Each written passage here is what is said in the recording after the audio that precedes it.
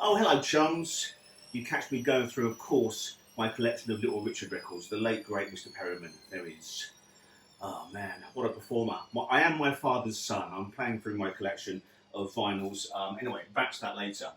Hello, chums, again. Back to business, back to Comedy Cottage, Rock and Roll Cottage, for the last sort of 10 hours or so. Okay, a few things. First and foremost, I hope you watched the documentary last night, the Peter Sellers documentary, which was an absolute joy. John O'Rourke's film celebrating the legend that is Peter Sellers, 40 years this year since he died. And Michael Sellers' son, Will Sellers, Peter's grandson, of course, was there. Very emotional interview about the grandfather he never knew. So it wasn't a hagiography. It was certainly Sellers with all his faults, loud and proud, but it was a very sympathetically made film, and I really, really enjoyed it. And it comes as no surprise that I think Britt Eklund came out of it probably better than anybody. An interview of great dignity and great affection about her ex-husband, and it was an absolute treat. So yes, it's there on BBC iPlayer for the next month. So if you missed it last night, please do check it out. It's well worth watching. And I must say, as another thank you to my comedy chum, David Boyle, for giving us a look inside his insane brain. His one-man Peter Sellers from Comedy Chums yesterday, Dead Comedy Chums, absolute genius. So thank you, David. Hopefully 2020, as I say, 40 years since Sellers died, your one-man show, Being Sellers, will get back into the theatres, because if you've not seen it, please go and see it. It's an absolute treat. So that's Sellers. And if you want some more Peter Sellers, Jem and myself did one of the Robert Ross's comedy heroes on the great man, the great goon himself, Peter Sellers. So we'll put the link in the distribution box at the bottom of me here.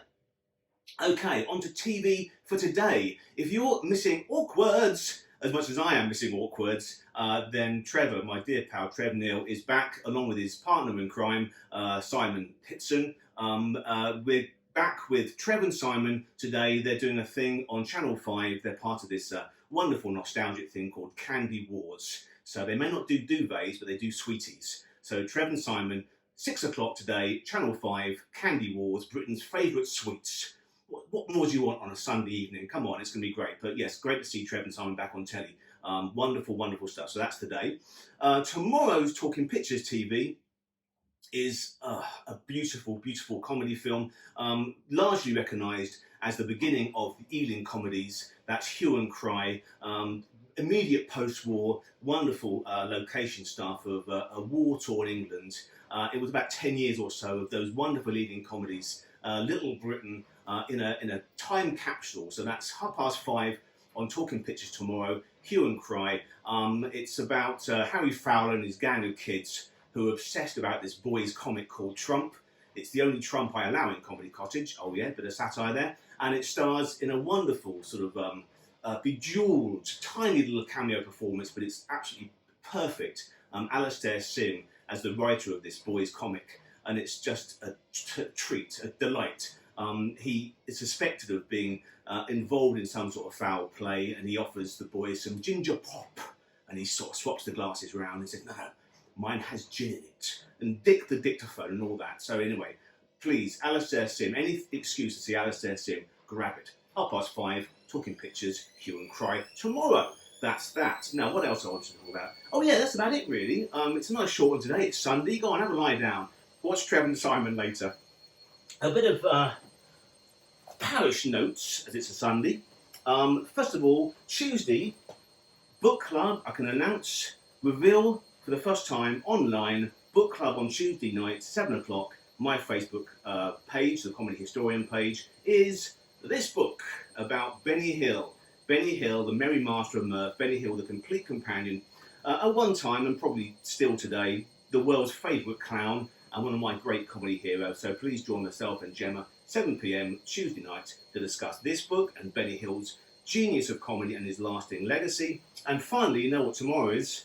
Tomorrow is when we reveal the winner of this gorgeous little thing. This is David Benson as Frankie Howard, as Lurkio in Up Pompeii, the audio play with a great, great cast, Madeline Smith and Fraser Hines and Tim Brooke Taylor and Jack Lane. So all you need to do to win one of this, or this only copy to give away, is please share this film, tell your friends, and I will pick a name out of the hat tomorrow, and that's one lucky winner. So thanks to Barnaby Eaton Jones for donating this to the cause. Thanks, buddy, appreciate it.